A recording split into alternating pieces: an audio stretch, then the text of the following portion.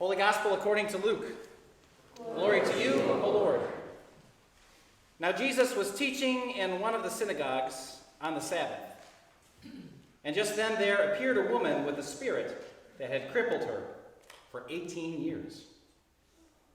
She was bent over and was quite unable to stand up straight. When Jesus saw her, he called over to her and said, "Woman, you are set free from your ailment."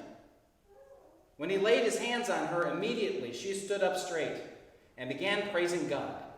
But the leader of the synagogue, indignant because Jesus had cured on the Sabbath, kept saying to the crowd, "There are 6 days on which work ought to be done. Come on those days and be cured, not on the Sabbath day." But the Lord answered him and said, "You hypocrites, does not each of you on the Sabbath untie his ox or his donkey from the manger and lead it away to give it water? And ought not this woman, a daughter of Abraham, whom Satan bound for 18 long years, be set free from this bondage on the Sabbath day?" When he said this, all his opponents were put to shame, and the entire crowd was rejoicing at all the wonderful things that he was doing. This is the gospel of the Lord. Praise to you, O Christ. Please be seated. Grace and peace to you on this day from God our Father and our Lord and Savior Jesus Christ. Amen. Amen. So I'd like to think with you a little bit about this woman and her ailment and how she was received and how Jesus saw her and what that means for the old ways in which we are bent over in need of healing and what that looks like for us. So imagine, if you can, maybe I'll use myself as a visual aid, what it might mean to be bent over.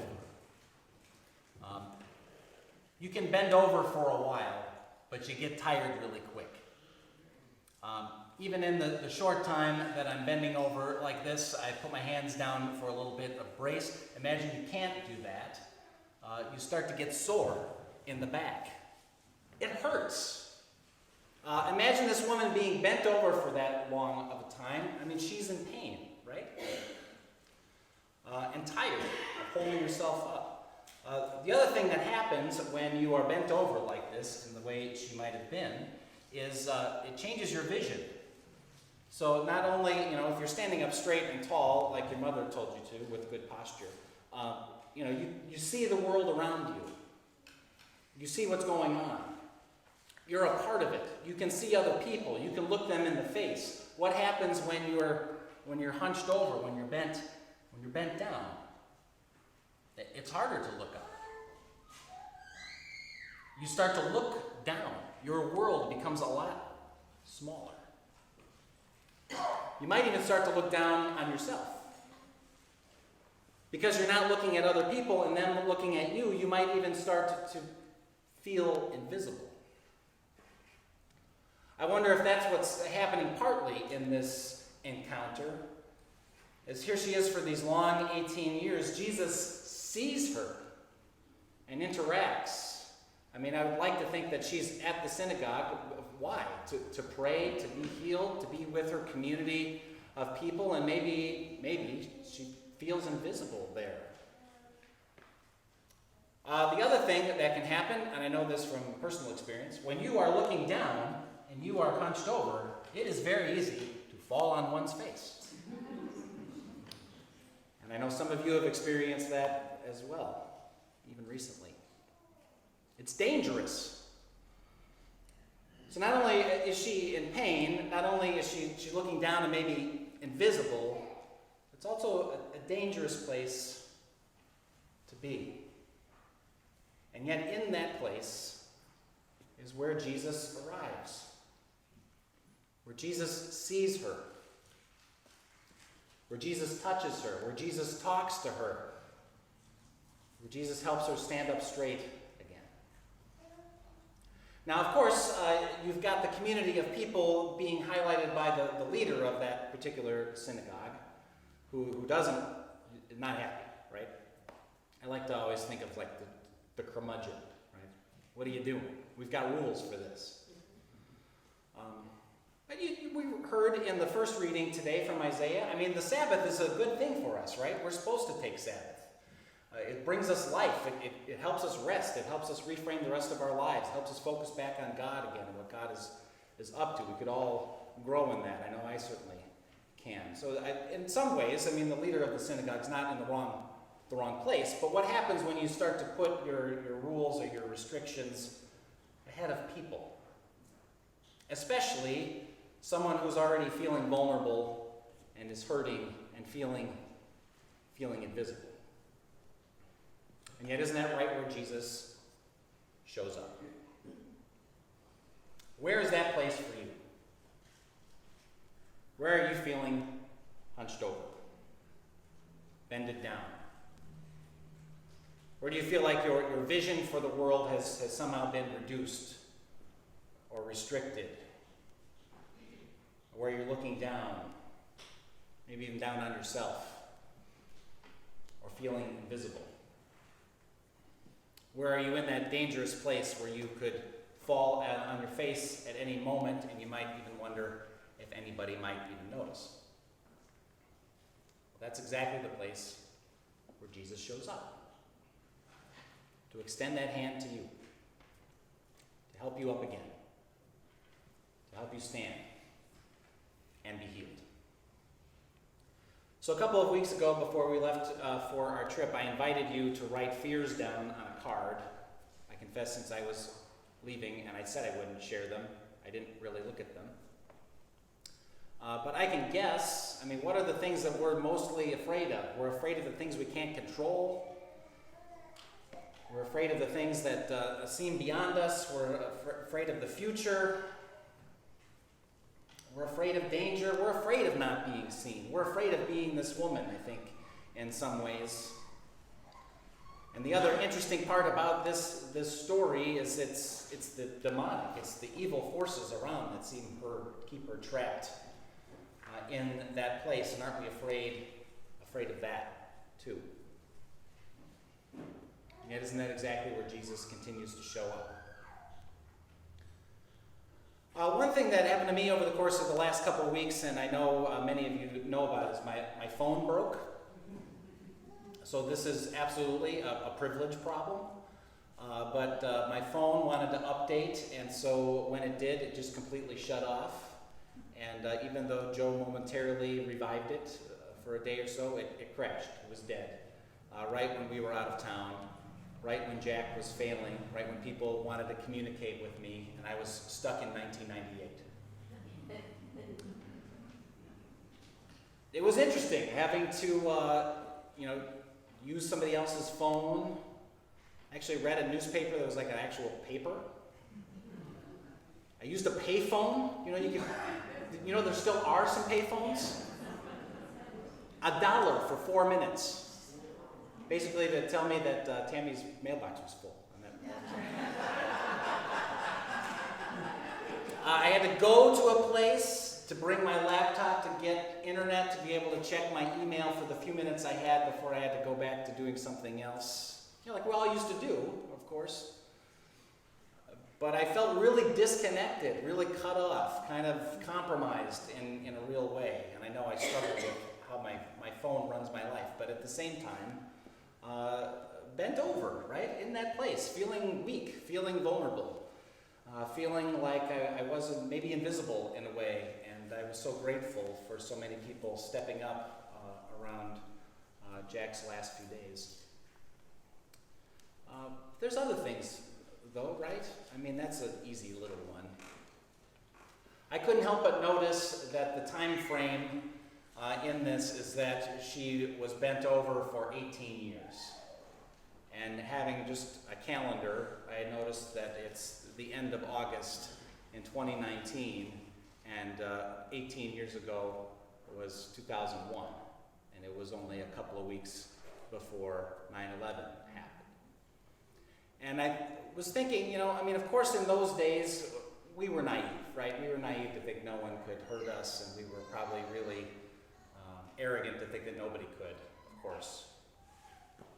But in those 18 years since, aren't we bent over?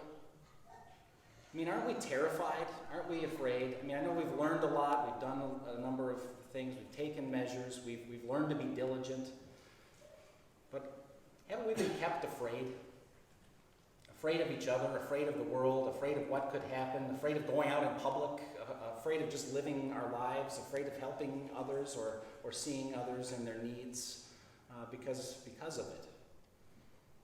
I mean, I've shared this before, but we went to, Joe and I went to the 9/11 Museum in Manhattan, I think it was a year and a half ago, is that right?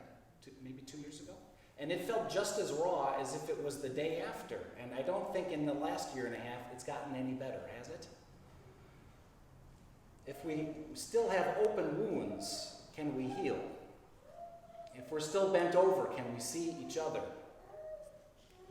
If we're still feeling vulnerable and invisible and afraid, can we really be the people God calls us to be, to engage the world in a helpful way? And yet, doesn't Jesus show up right there? In the midst of our pain and fears and vulnerability and feeling like we don't matter, to lift us up and give us hope again. While I was actually looking at a real publication, I also learned that this is the 400th anniversary of the first slave ship that reached America. And I think of all the things that we as a society have been through around that.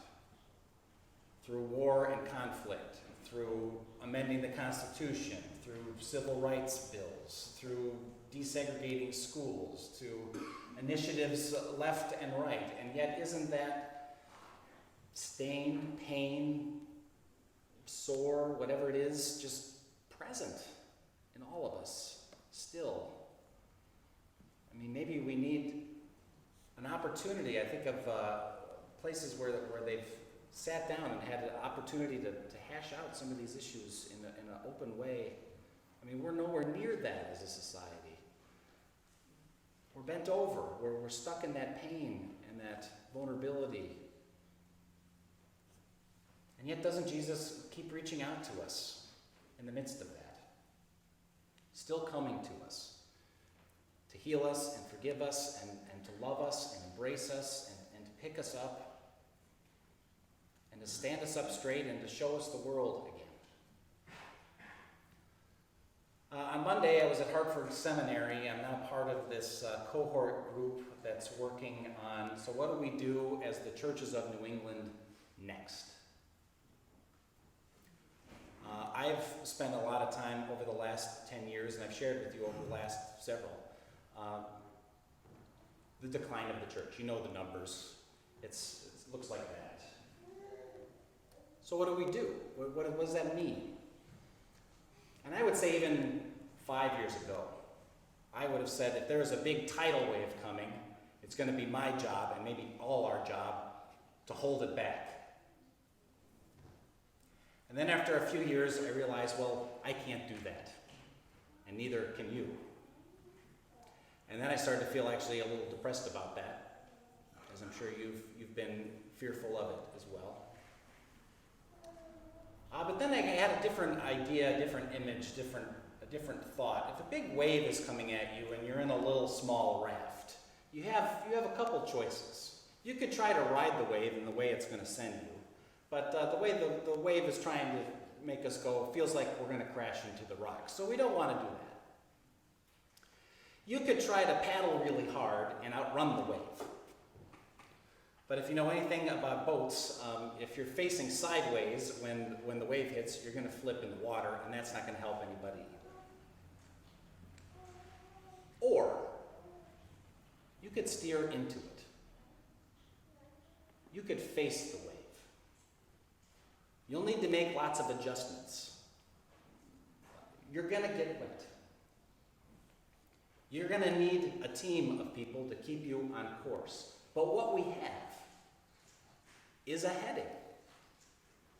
The same heading that woman saw in that synagogue that day, the same heading that's been part of the church since the very beginning, and that is the love and mercy of Jesus Christ who comes to us, who invites us to stand up and stand straight and be healed and be a source of healing for those who are around you. To be a part of something. This is the gift of this amazing story. We're not the people in the community watching it just happen, or the people on the sideline wondering why they're doing it on Sunday morning anyway. We get to see Jesus, the one who's come to heal you, the one who's come to heal the world, the one who's come to help us stand tall again. Amen.